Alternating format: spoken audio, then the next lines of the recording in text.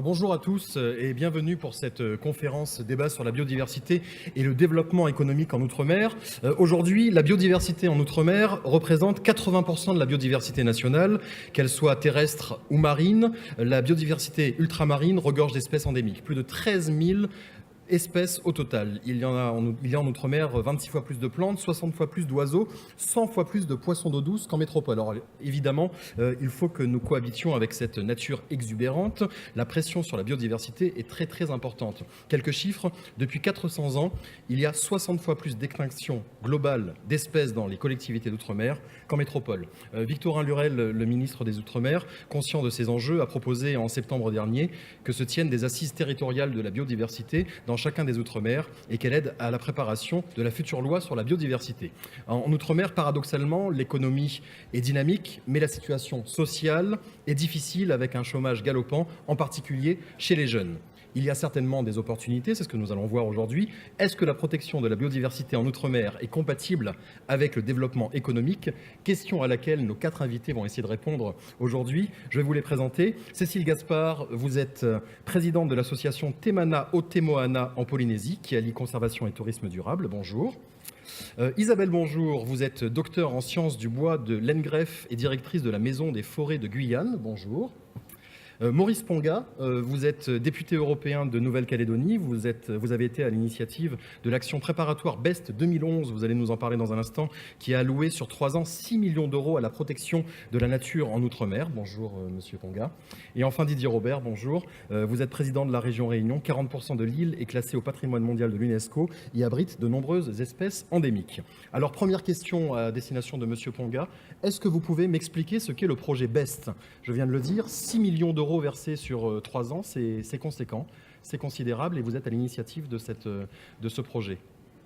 Oui, merci. Le projet BEST a été, disons une action préparatoire qui était à mon initiative, mais je ne suis pas seul, je suis avec d'autres députés de l'Outre-mer. Nous avons porté ensemble ce projet et fait voter par le Parlement une dotation en 2011 de 2 millions d'euros. Donc c'est une action qui se perpétue en 2012 et que le Parlement européen va reconduire en 2013. Donc c'est une action pour la conservation de la biodiversité dans nos territoires. À destination des associations d'outre-mer ? Des associations d'outre-mer. Hein. Il faut savoir qu'il y a une grande réunion sur la biodiversité, vous le connaissez mieux que moi, qui s'est tenue en 2008 à l'île de la Réunion. Et à partir de 2008 jusqu'en 2011, il n'y a pas eu de financement. Mais à notre initiative, donc à mon initiative, en 2011, nous avons pu obtenir les 2 millions du Parlement européen. Didier Robert, 2012, je crois, était l'année de l'écologie à La Réunion. Et maintenant ? Nous avons souhaité effectivement en 2012 marquer une impulsion particulière sur donc l'écologie et la biodiversité.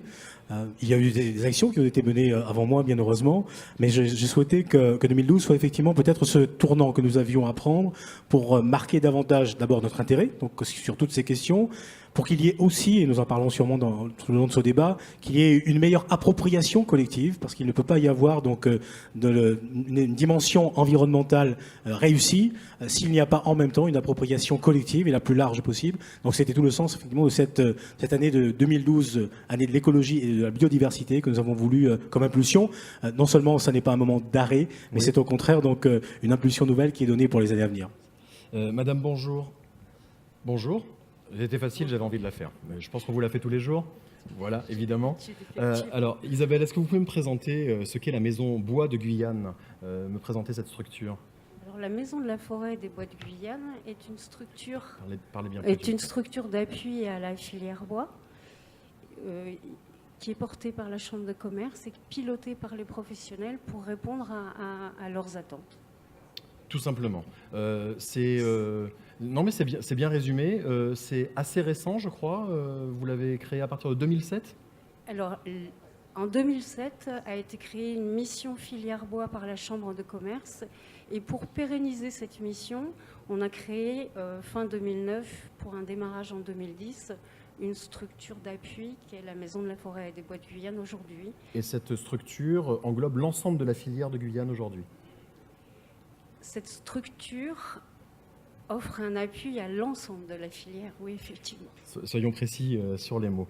Et enfin, pour finir les présentations, Cécile Gaspard, vous pouvez me présenter votre association Temana o Temoana. C'est Voilà. bien ça, je l'ai bien dit? Tout à fait. Qu'est-ce que ça veut dire déjà? Donc mana en polynésien, c'est la force, l'esprit, Oui. le pouvoir. Et moana, c'est l'océan. Et donc on a voulu donner un nom polynésien à notre association, donc, qui veut dire la force, l'esprit de l'océan.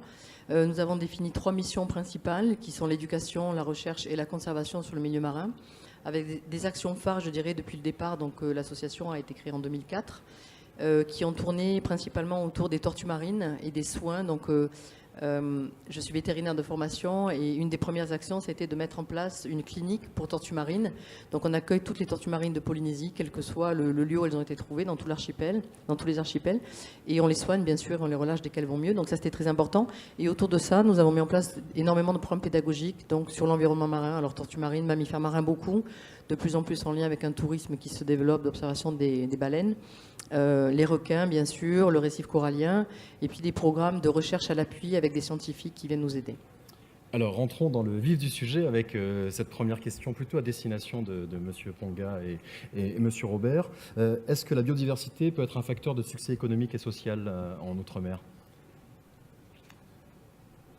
M. Ponga, M. Robert? Oui, je vais faire. De toute façon, vous allez répondre aussi, M. Ponga. Non seulement c'est un élément qui peut concourir, mais je crois que de plus en plus, et j'ai eu l'occasion ce matin de l'évoquer dans un autre débat, que la dimension donc environnementale et la dimension liée à la biodiversité peut constituer le cœur de l'action même de la dimension économique pour les 30 prochaines années, pour nos territoires et en particulier pour la Réunion. Quelques exemples rapidement de ce qui se fait aujourd'hui. Nous avons souhaité, à travers les grands chantiers, par exemple, qu'il y ait une prise en compte donc, de cette dimension d'impact environnemental très forte. Nous portons aujourd'hui à La Réunion donc, le nouveau projet de la nouvelle route du littoral. Donc, c'est un projet gigantesque, plus d'1,6 milliard d'euros d'investissement, 12 kilomètres de route. Donc, et à l'occasion de ce chantier, nous avons voulu être exemplaires sur la dimension environnementale.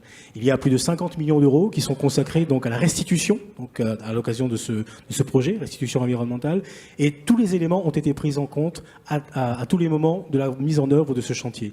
Il y a par exemple tout ce qui touche au bruit, donc à l'impact du bruit pour les cétacés.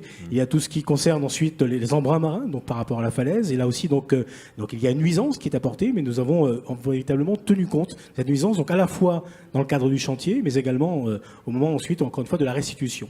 Donc ça, c'est un élément très fort aujourd'hui et qui montre bien donc la volonté que nous avons de nous inscrire délibérément dans cette dimension. Si j'évoque la question du tourisme, nous sommes aujourd'hui dans une démarche qui est une démarche d'écotourisme, avec là aussi, par exemple, tout ce qui peut se faire autour de l'appropriation des baleines, donc du sanctuaire des baleines.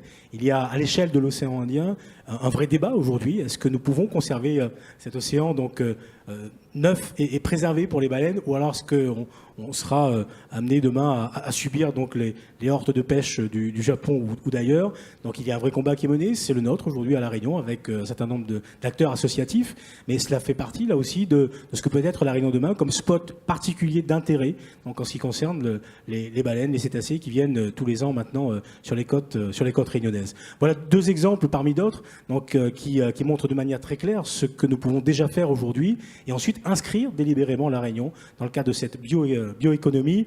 Il y a des entreprises réunionnaises aujourd'hui qui, par exemple, dans le domaine des algues, de la bioalgue, donc ont réussi le pari de faire la démonstration qu'on était capable, donc pour l'avenir, d'avoir des produits qui soient des produits de grande consommation, donc des biocarburants. Et donc La Réunion peut être de ce point de vue un territoire d'exemplarité, un territoire d'excellence, et donc c'est vraiment inscrire notre île et marquer le tournant donc, dans cette dimension qui fait partie aujourd'hui des éléments premiers d'intérêt pour lesquels nous sommes engagés. Monsieur Ponga?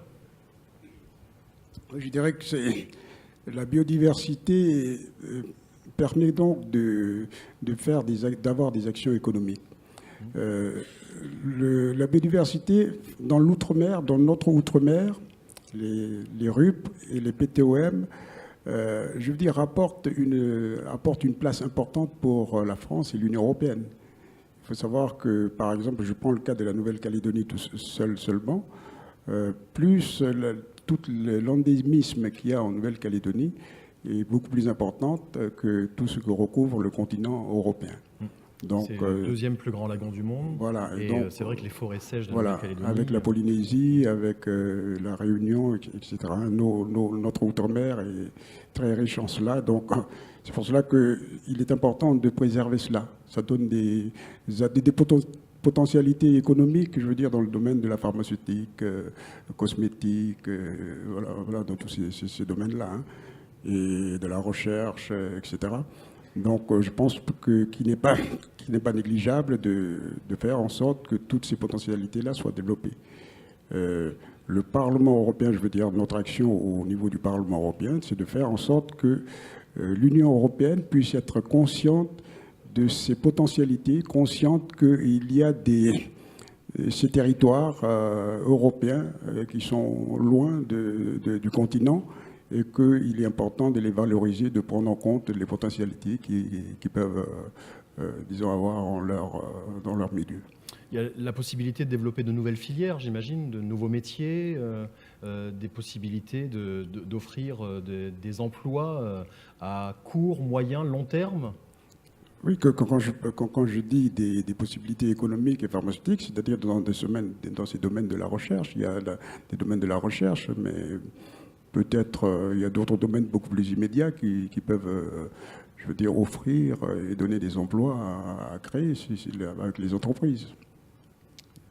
Cécile Gaspard, vous voulez intervenir sur ce sujet ?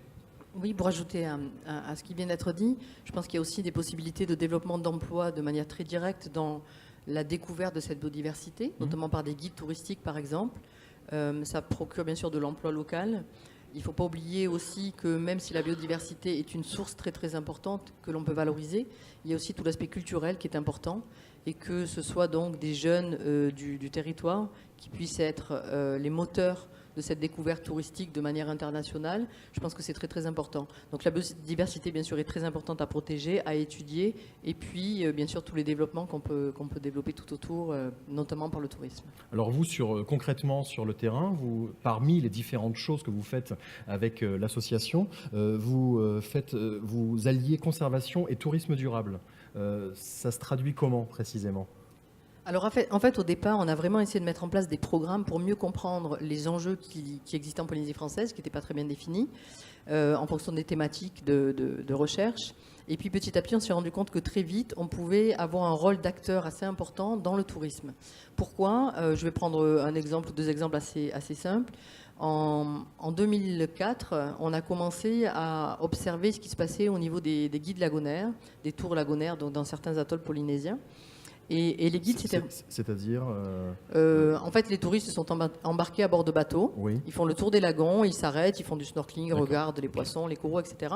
Et ils s'étaient rendus compte qu'ils pouvaient assez facilement fidéliser des raies, donc les raies pastenaques, qui sont des animaux qui font à peu près 1 mètre, 1,20 m d'envergure, qui sont très intéressants et très curieux. Et ils pouvaient les fidéliser en les nourrissant. Et donc un prestataire a commencé, puis 2, puis 3, et finalement c'est devenu une activité touristique, je dirais incontournable de certaines îles, Bora Bora, Moorea par exemple. Et en allant discuter avec les prestataires touristiques, ils ne connaissaient même pas le nom scientifique de l'animal qu'ils nourrissaient tous les jours. Ah. Et donc ça a été par exemple pour nous un point d'entrée sur une étude poussée de 5 ans pour à la fois étudier l'animal, voir les conséquences socio-économiques et écologiques de ce nourrissage, et bien sûr aboutir, pas une interdiction totale, mais au moins des règles de bonne conduite dans le cadre de plans de gestion de l'espace maritime, qui ont été très très importants et qui font que finalement avec cette réglementation et cet autocontrôle des prestataires, pour l'instant l'activité ne semble pas avoir d'effet trop néfaste, je mets vraiment sur l'environnement dans lequel il est pratiqué. Oui, parce que j'imagine qu'il faut faire des études à long terme pour voir un peu les répercussions, même en termes de comportement. Voilà, tout à fait. Donc 5 ans, c'est pas beaucoup pour étudier des animaux sauvages. Il y a toujours une partie qui n'a pas été étudiée, c'est l'impact sur le développement, sur la reproduction. Et c'est vrai que ça reste un petit peu un mystère puisque c'est rivienne, on voit les raies gestantes, on voit pas encore les petits. Et on se demande si finalement le déséquilibre alimentaire qui est provoqué par ce nourrissage régulier n'a pas un impact direct sur la reproduction des animaux. Donc là, il faut qu'on continue. Au tout départ, notre programme scientifique a été pas très simple à mettre en place parce que les prestataires touristiques nous regardaient en disant « touchez pas, c'est nos animaux, c'est notre gagne-pain, vous n'allez pas nous embêter ». Finalement, ça s'est bien passé parce qu'ils se sont rendus compte qu'on était là aussi pour les aider à mieux comprendre ce qu'ils faisaient. Et donc tout ça, il faut du temps, il faut vraiment être présent sur le terrain. Et le deuxième exemple que je voulais aborder très vite concerne les mammifères marins. Donc en Polynésie française, on a plus de 16 espèces de petits cétacés qui viennent toute l'année. certains qui sont très faciles à voir autour des passes et autour des lagons. Et nous avons également les baleines à bosse, donc qui viennent pendant une certaine période de juillet à novembre. Et le tourisme s'est développé comme à La Réunion ou dans d'autres endroits, d'ailleurs en Calédonie, etc. Sans forcément qu'il soit très bien structuré au départ. Donc la Polynésie française a mis en place un sanctuaire en 2002, mais les règles d'approche n'étaient pas très bien respectées. Et on se rend compte maintenant que finalement beaucoup de touristes viennent en Polynésie spécialement pour ça.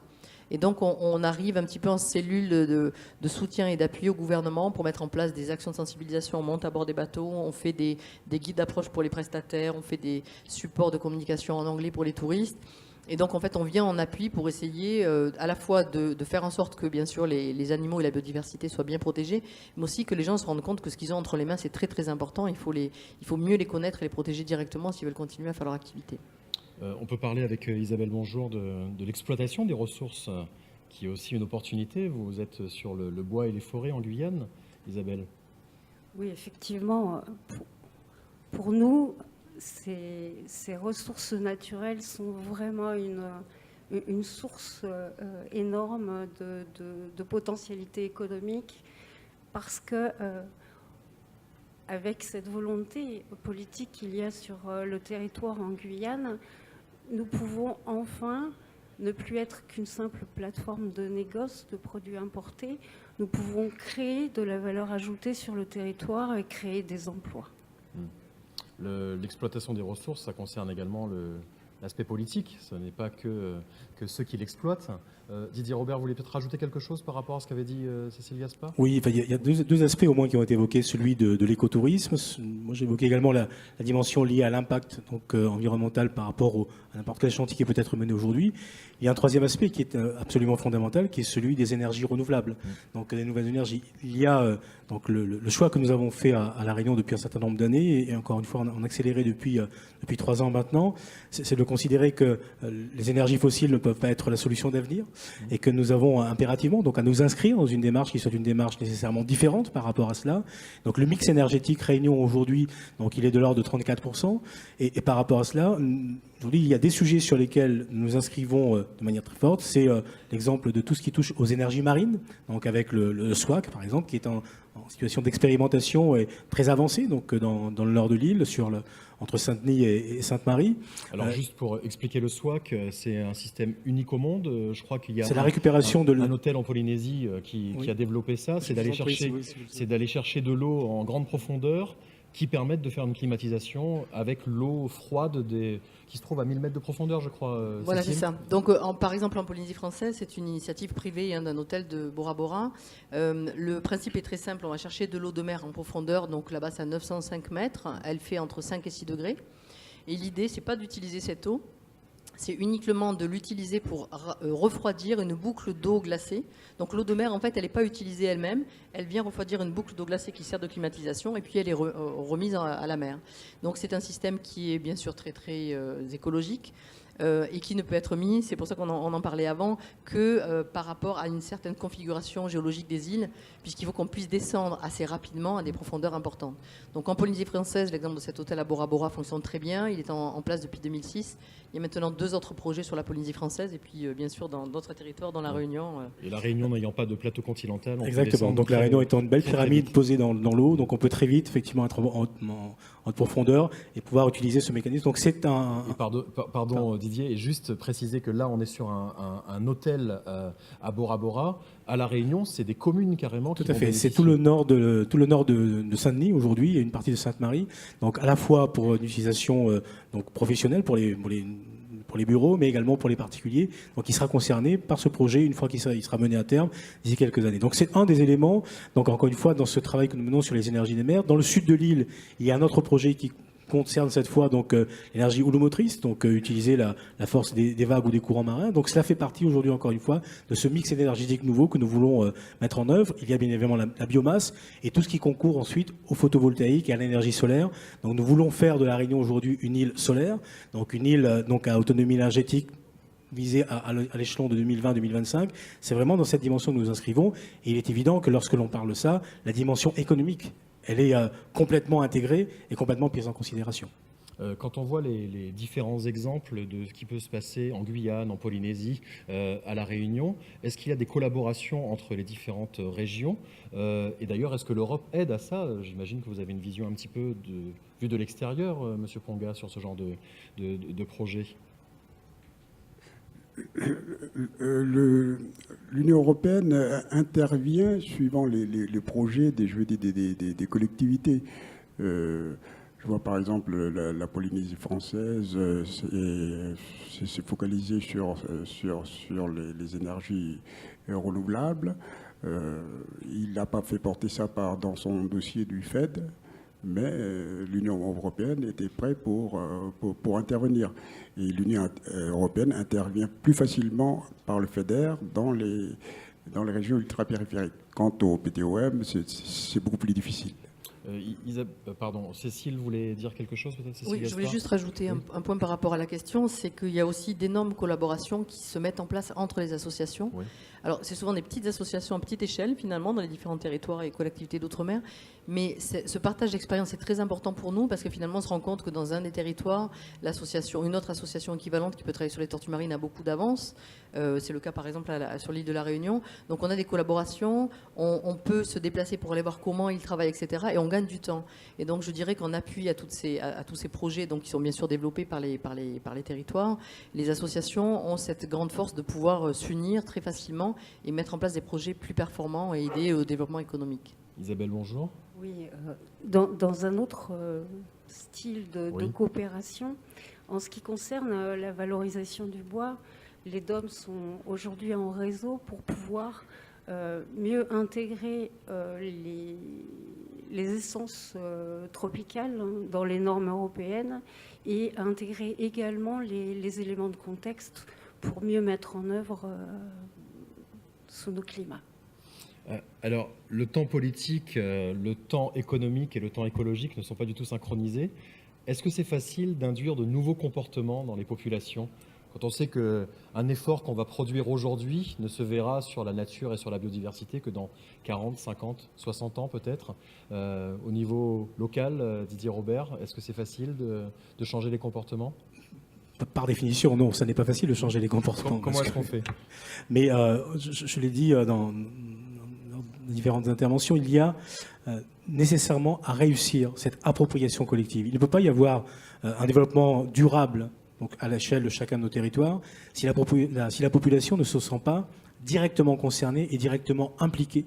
Donc il faut qu'elle puisse toucher du doigt de manière très précise ce que ça peut lui rapporter effectivement tout le travail qu'on est en train de mener et ne pas simplement se contenter bien souvent de très belles interventions sur la protection de la biodiversité, sur la valorisation donc de notre patrimoine naturel. Si on ne franchit pas un pas supplémentaire, on ne s'adressera à chaque fois qu'à, j'allais presque dire une élite, une petite élite, alors que l'objectif, c'est effectivement qu'il y ait un consensus et une appropriation, je le répète, assez large et la plus large possible sur toutes ces questions. Alors, ce que nous avons souhaité initier à La Réunion avec une association, l'ARER, l'Agence régionale de l'énergie pour la Réunion, c'est de faire en sorte qu'il y ait donc des ambassadeurs qui soient nommés. Donc, il y a presque 80 ambassadeurs aujourd'hui, donc des jeunes femmes et des jeunes hommes qui vont à la rencontre donc des familles, qui vont à la rencontre de la population pour leur expliquer donc tout le bien fondé de ce que peut apporter aujourd'hui la dimension photovoltaïque.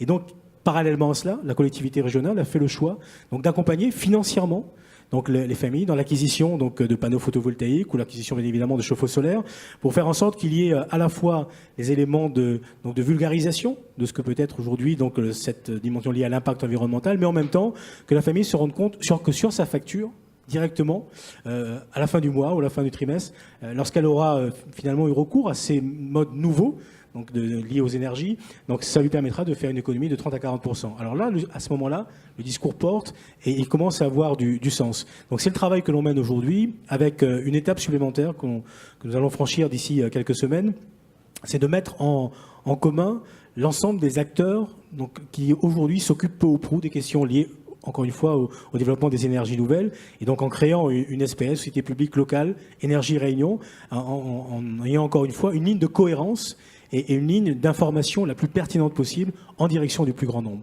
Donc c'est vraiment dans cette démarche, encore une fois, que nous nous inscrivons aujourd'hui, parce que, je me le répète, il ne peut pas y avoir de réussite dans ce domaine s'il n'y a pas une appropriation collective la plus réussie et la plus aboutie. Oui, Cécile ?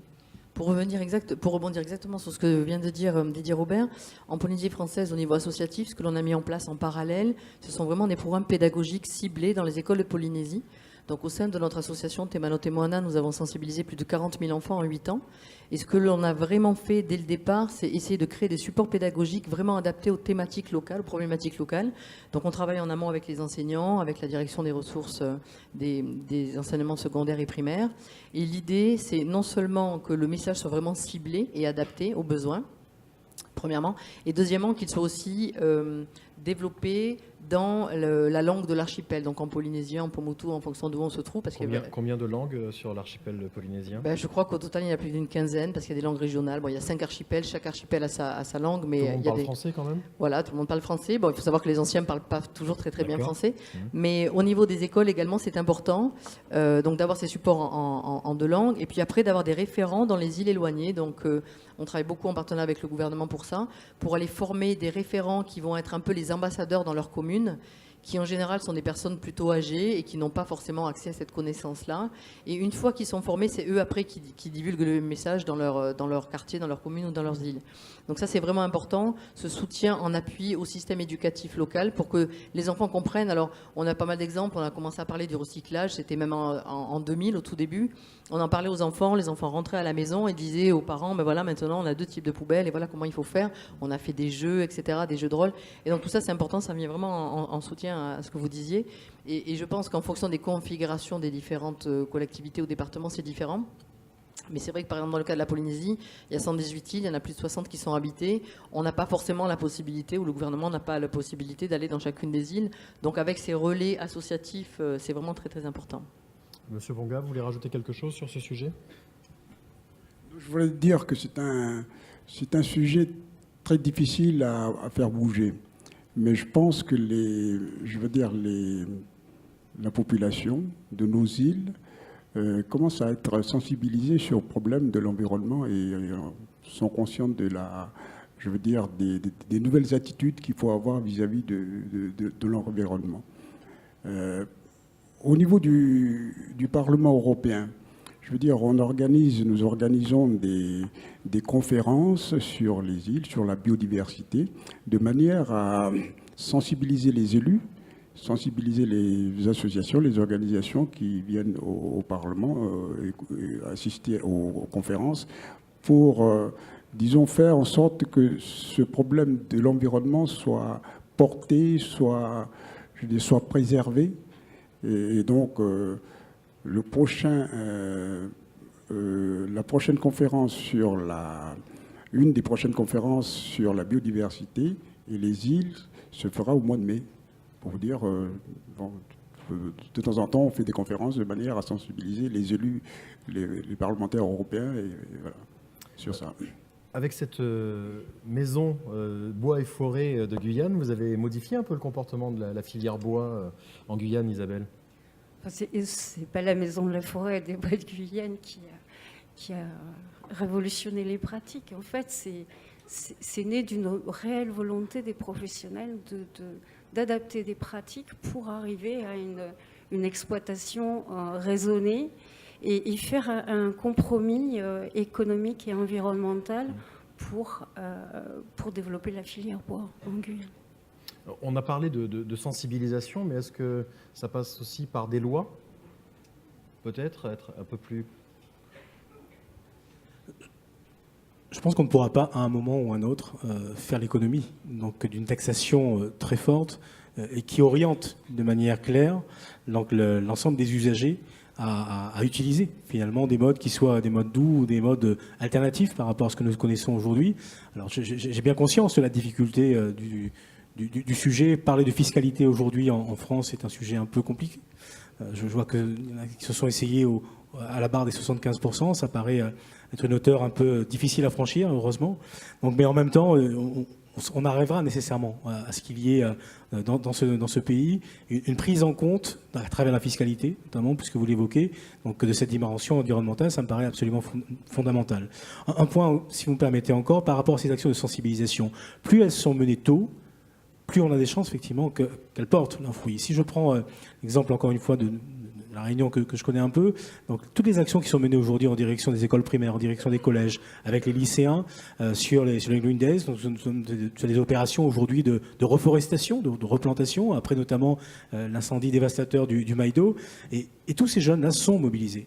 Ils se sentent concernés, peut-être encore un peu plus que nous l'avons été dans le passé. Et donc il faut continuer à ramener ce travail aujourd'hui en direction donc, de notre jeunesse dans chacun de nos territoires pour être certain que, pour les générations futures en tout cas, les actions qui auront été entreprises n'auront pas été vaines, bien au contraire, et qu'il y aura enfin, ce que j'appelle de tous mes voeux, cette appropriation consensuelle, collective, sur un sujet qui doit être un sujet, encore une fois, d'intérêt prioritaire pour l'ensemble de nos territoires.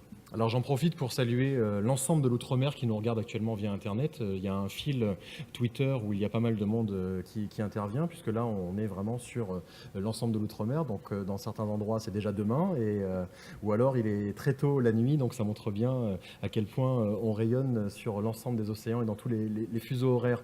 On parlait de fiscalité, restons sur le coût. Ça coûte de l'argent de protéger la nature. Vous parliez tout à l'heure de toutes les actions et de toutes les études que vous avez menées pour les futurs travaux de la route du littoral.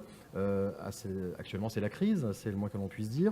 Est-ce que c'est facile de trouver des financements? On aurait tendance à se dire, bon, c'est peut-être trop cher, donc allons à l'essentiel. Monsieur Ponga peut tout à fait répondre aussi, Didier Robert. Oui, sur les questions de financement, je veux dire, je pense que sur le CFP qui est en négociation, M. Omarji en parlait ce matin, que c'est actuellement en négociation entre la Commission et le Conseil. Sur le programme LIFE, c'est un financement de 3,7 milliards qui est inscrit. Donc, je veux dire que les régions ultrapériphériques, disons, pourraient prétendre à cette enveloppe, à cette ligne, alors que les PTOM, qui est une partie de l'outre-mer, disons qu'actuellement aussi, dans notre action, dans mon action, j'ai demandé l'éligibilité des PTOM dans ce programme live, de manière à ce que cette question de la biodiversité et l'environnement puisse être portée aussi comme dans les régions ultrapériphériques. En Guyane, où donc j'ai bien compris, l'ensemble de la filière bois exploite la forêt de manière raisonnée. Est-ce que le bois coûte plus cher qu'un bois qui n'est pas exploité de manière raisonnée? La question est-elle, est-ce que le prix de revient est plus important ou est-ce que le prix de vente sera augmenté? Un peu les deux? Oui. Alors... C'est-à-dire, est-ce que ça coûte plus cher aux consommateurs et est-ce que ça coûte plus cher également à la personne qui exploite? Non, raisonnablement, ça ne coûtera pas plus cher et ça ne doit pas coûter plus cher aux consommateurs. Cette certification que nous venons d'obtenir sera un argument de positionnement commercial pour l'export et un argument de maintien de marché sur le local.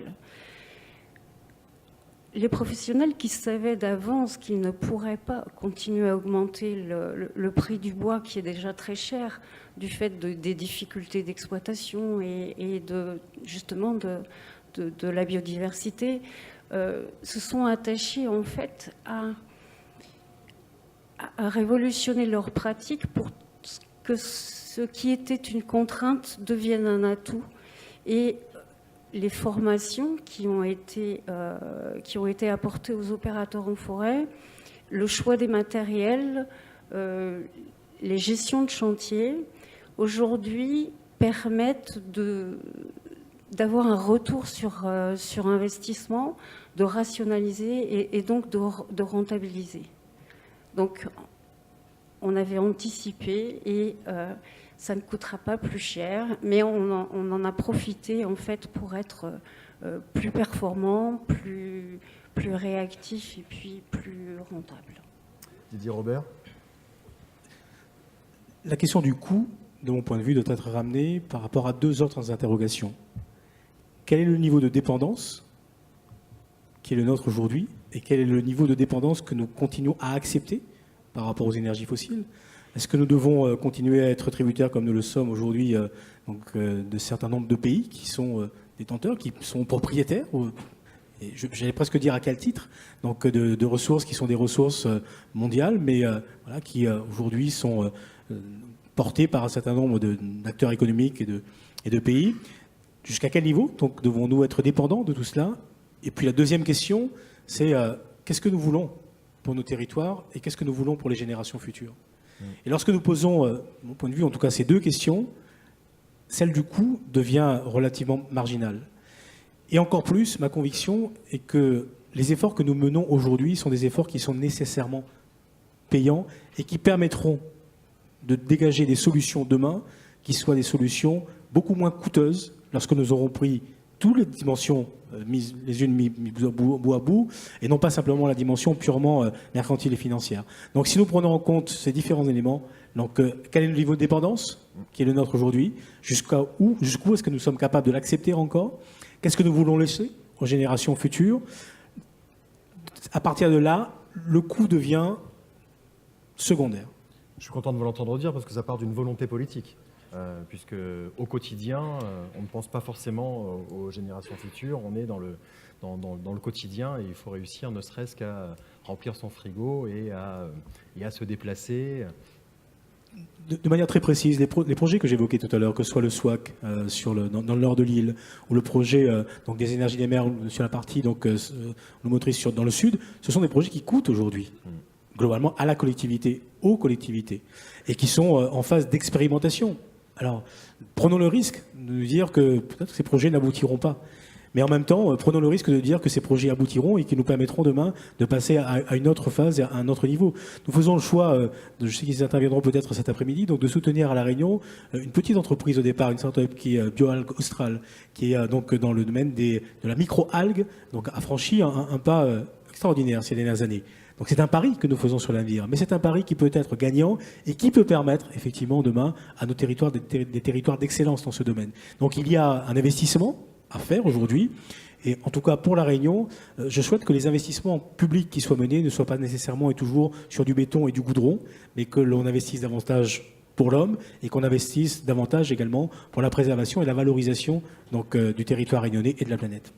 Alors, on a parlé des ressources, mais je pense que le tourisme dans l'ensemble de l'outre-mer, avec cette biodiversité importante, est aussi un axe économique qu'il faut creuser et exploiter. Madame Gaspard, quand on parle de tourisme raisonné, c'est souvent associé au mot luxe. Est-ce que le tourisme raisonné peut aller avec le tourisme de masse ? Alors c'est une question qui est très intéressante en fait, et en fonction des territoires et des lieux où il va se produire, la réponse va être différente. Ce qu'il y a de très clair, c'est de voir de quelle manière on peut sensibiliser les opérateurs touristiques pour qu'eux soient capables de mettre en place des produits de qualité. Donc on parlait de surcoût, c'est intéressant.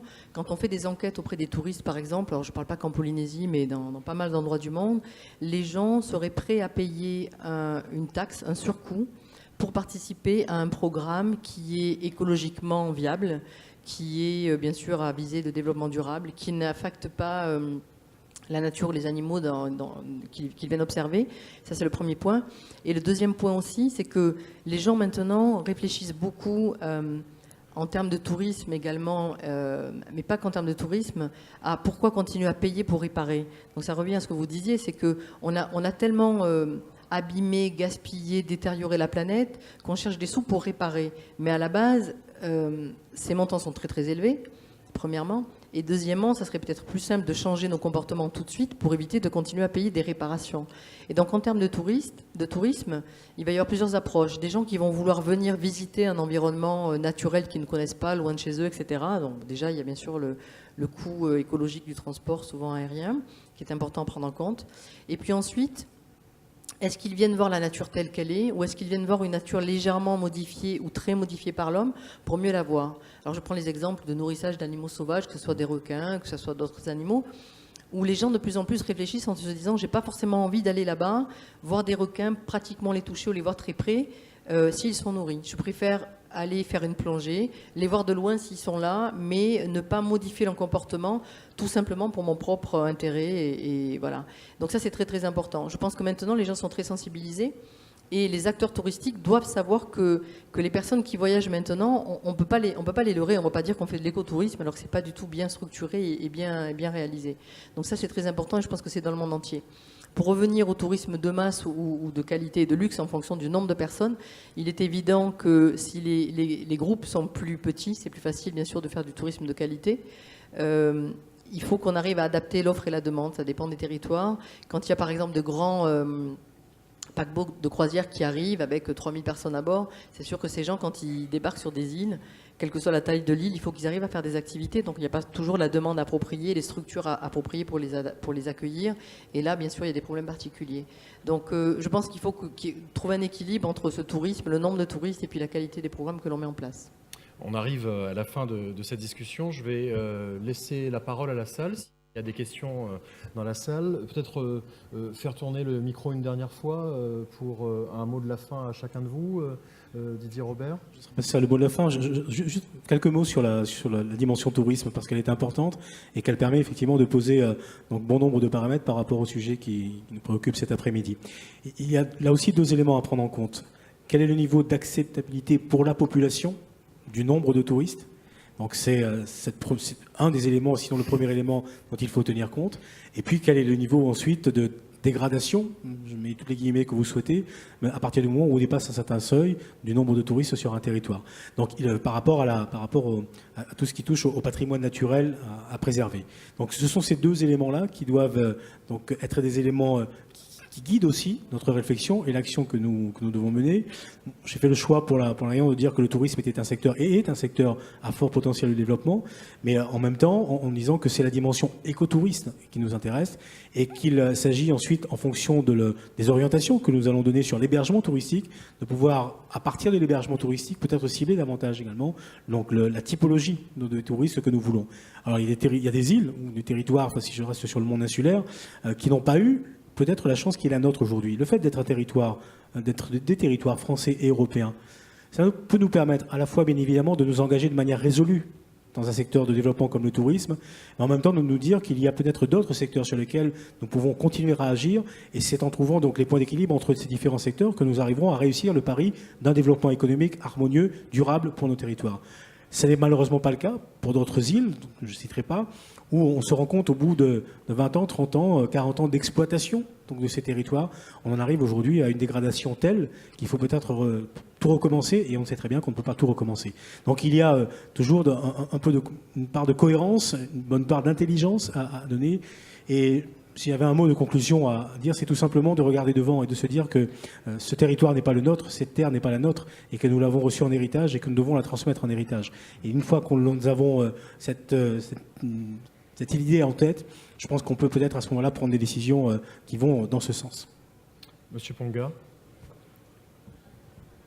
Oui, je dirais rapidement que la question de la biodiversité est une question importante, d'actualité et d'avenir. Et qu'elle marche ensemble avec le développement. Et ce que je souhaite pour nos îles, nos régions ultrapériphériques ou nos PTOM, c'est que le développement qui se fasse dans nos différentes îles soit un développement durable, que ce soit dans la pêche, que ce soit dans la biodiversité et dans tous les secteurs et de tous les domaines qu'il y a. Voilà, merci. Isabelle Mongeau.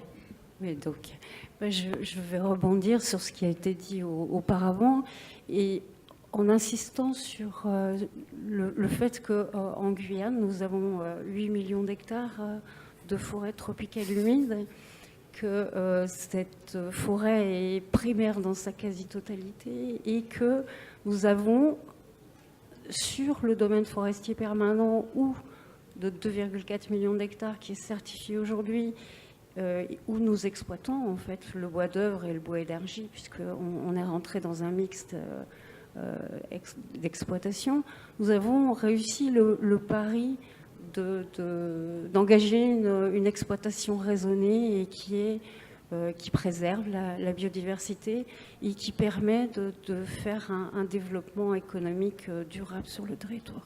Donc c'est un exemple comme quoi c'est possible. Cécile ? Oui, moi je crois que j'insisterai beaucoup sur la grande chance en fait par rapport à la biodiversité présente dans les territoires, les collectivités d'outre-mer françaises. C'est important qu'on continue à tous travailler ensemble, donc ce travail en réseau est très très important, et puis vraiment qu'on mise beaucoup sur la jeunesse. On a beaucoup de contacts de jeunes qui nous appellent, qui nous envoient des messages en disant comment vous avez fait, quel métier on peut faire, quels sont les métiers d'avenir. On est en train vraiment de réfléchir pour les sensibiliser. C'est à eux de développer un petit peu et d'avoir cette possibilité de créer les futurs métiers d'avenir. Et ces métiers seront forcément tournés et en lien avec la biodiversité qui sont très très importants, bien sûr le tourisme. Et donc cette ouverture d'esprit, je pense qu'il faut continuer à l'avoir et surtout garder un message d'espoir et dire aux jeunes continuons et ensemble on va arriver à protéger ce trésor de biodiversité française. Merci beaucoup. Est-ce qu'il y a des questions dans la salle à destination de nos invités? Oui. Est-ce que vous avez un micro pour mademoiselle qui va arriver? Ou alors vous parlez très fort. Ah, attention, je vais traduire pour les... Ah oui, on est parti chercher le micro très loin, donc allez-y, et puis je vais répéter pour les gens qui sont sur Internet pour qu'ils... Oui, voilà, hop.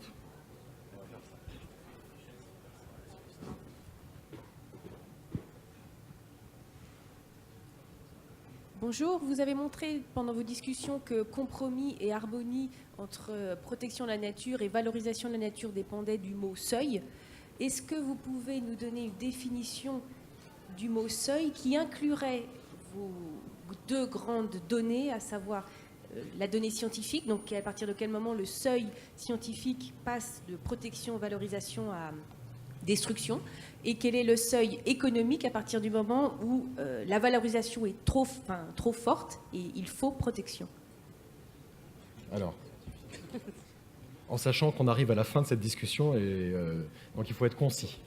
Alors, je crois qu'il y a les deux points. Le premier, c'est une réponse plus orientée sur les besoins de recherche scientifique réellement détaillés et sur du long terme. On ne les fait pas en quelques mois pour savoir quel est le niveau de résilience des populations, de la biodiversité, des lieux que l'on va impliquer. Et le deuxième point, je dirais, c'est un aspect social. C'est, pour revenir à ce que vous disiez tout à l'heure, c'est quel est le niveau d'acceptation également de la population. Il faut développer l'économie, il faut être sûr que ça se fasse en lien avec les populations locales, bien sûr, et que tout le monde y trouve son harmonie. Vous voulez préciser quelque chose, Isabelle? Oui, en matière d'exploitation forestière en Guyane, les paramètres sylvicoles qui consistent à prélever 5 arbres à l'hectare avec une rotation entre 2 récoltes de 65 ans, ont fixé ce seuil, et c'est un seuil scientifique. Il est démontré qu'à ces taux de prélèvement et avec cette durée entre 2 exploitations, on arrive à une reconstitution totale du couvert et un maintien total de la biodiversité. Voilà. Je n'ai pas le temps de vous donner la parole pour une autre question, mais nos intervenants vont peut-être rester, et si vous voulez les interroger, vous pourrez le faire dans l'espace public de ces JOMD. Merci beaucoup d'être venus. Merci Monsieur Robert, Monsieur Panga, Madame Bonjour et Madame Gaspard. Merci à vous d'être venus assister à cette discussion. Toute l'après-midi, les discussions vont continuer sur cette scène, et avec un sujet à venir qui arrive à point après la discussion qu'on vient d'avoir, puisque nous allons avoir l'opportunité du pétrole en Guyane entre mythe et réalité. Tout un débat, et débat animé par Jean-Philippe Ludon. Merci beaucoup. Merci, à bientôt.